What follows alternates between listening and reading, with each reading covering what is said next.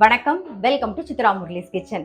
இன்னைக்கு என்ன டிஃபன் பண்ண போறேன் அப்படின்னு பார்த்தீங்கன்னா, மேக்ரோனி தான் பண்ண போறேன் நான். இது வந்து பாஸ்தா மேக்ரோனி அப்படி எது வேணாலும் சொல்லலாம்.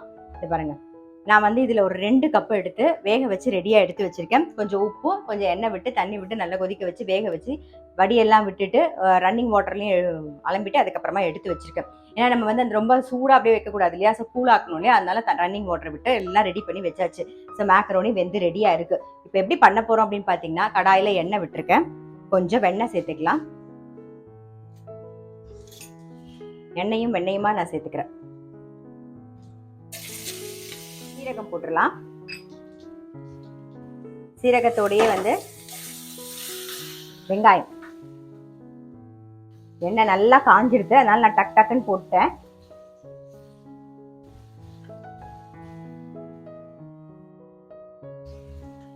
கொஞ்சம் வெங்காயம் தகுந்த மாதிரி உப்பு சேர்த்துக்கலாம். நாம வெங்காயம் வதங்கிட்டு இருக்கட்டும். அதுக்குள்ள அரைச்சிக்க வேண்டியதெல்லாம் என்னென்னு பார்த்துடலாம். வெங்காயம் வதங்கிட்டு இருக்கட்டும். இப்போ அரைச்சிக்க வேண்டியதெல்லாம் என்னென்னு பார்த்துடலாம். இது வந்து என்னோட ஸ்டைலில் பாஸ்தா வாட்டம் மேக்ரோனி ஆகட்டும் எப்படி வேணாலும் சொல்லலாம் இல்லையா. ஸோ அதை வந்து எப்படி பண்ணுறது அப்படிங்கிறது தான் பார்க்க போகிறோம். இப்படி பண்ணால் வந்து எங்களுக்கு ரொம்ப பிடிக்கும். ஸோ அதனால நான் அது மாதிரி பண்ணுறேன். காரத்துக்கு வந்து ஒரு 3 பச்சை மிளகா போட்டிருக்கேன். பாருங்க, காரத்துக்கு ஒரு 3 பச்சை மிளகா. பூண்டு வந்து நல்லா வந்து ஒரு 7-8 பல்லு பூண்டு. புதினா, இதுக்கு புதினா தான் மெயினாக வேணும்.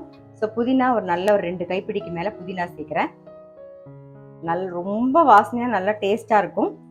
இது கூட வந்து கொஞ்சமாக சர்க்கரை. இதை அரைச்சி எடுத்துகிட்டு வந்துடலாம். பாருங்க, நம்ம கோர்ஸாக அரைச்சாச்சு. ரொம்ப நைஸாக அரைக்கணும்னு அவசியம் இல்லை, இந்த அளவுக்கு கோர்ஸாக இருக்கணும். நம்ம வந்து இதில் சர்க்கரை எதுக்கு சேர்த்துருக்கோம் அப்படின்னா, அந்த கலர் மாறாமல் இருக்கிறதுக்காக சர்க்கரை சேர்த்தேன் நான். இப்போ வெங்காயம் வதங்கியிருக்கு, இங்கே பாருங்க, நல்லா லைட்டாக கலர் மாறி இருக்கா. இந்த சமயத்தில் ஒரே ஒரு தக்காளி சேர்த்துக்கலாம். ஏற்கனவே வெங்காயம் வதங்கும் போது உப்பு போட்டிருக்கோம். இப்போ தக்காளிக்கு தகுந்த அளவுக்கு உப்பு போட்டு கொஞ்சம் நல்லா வதக்கிக்கலாம். தக்காளி நல்லா வதங்கிட்டு பாருங்க, இப்போ அரைச்ச விழுதை சேர்த்துருவோம். புதினா, பச்சை மிளகா, பூண்டு, கொஞ்சம் சர்க்கரை சேர்த்து அரைச்சிருக்கோம். ஆல்ரெடி வெங்காயத்தில் உப்பு போட்டிருக்கோம், தக்காளியில் உப்பு போட்டிருக்கோம். ஆனால் இப்போ கொஞ்சம் உப்பு தேவைப்படும், அதனால இப்போ கொஞ்சம் உப்பு சேர்த்துக்கலாம். கொஞ்சமாக சேர்த்துக்கிறேன். இதை கொஞ்சம் வதக்கிக்கலாம். புதினா சேர்த்து வதங்கிட்டு ஒரிகனோ கொஞ்சம் சேர்த்துக்கலாம். நம்ம மிக்ஸ் பண்ணிட்டு வேக வச்சு வச்சிருக்கிற மேக்ரோனியை சேர்த்துடலாம்.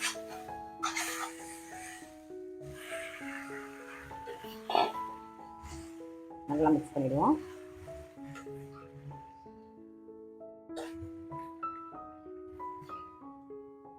பாருங்க, நம்மளுடைய மேக்ரோனி ரெடி. ஆஃப் பண்ணிடலாம். இந்த மாதிரி ஸ்டைலில் பண்ணி பார்க்கல அப்படின்னா டெஃபினட்டாக பண்ணி பாருங்கள். எல்லாருக்குமே ரொம்ப பிடிக்கும். நீங்கள் ஒரே மாதிரி இல்லாமல் இது கொஞ்சம் டிஃப்ரெண்ட்டாக இருக்கும், டேஸ்ட்டும் ரொம்பவே நல்லாயிருக்கும். ஸோ ட்ரை பண்ணி பார்க்கலன்னா கண்டிப்பாக இந்த மாதிரி ஸ்டைலில் ட்ரை பண்ணி பாருங்கள். நான் அடுத்த வீடியோவில் சந்திக்கிறேன்.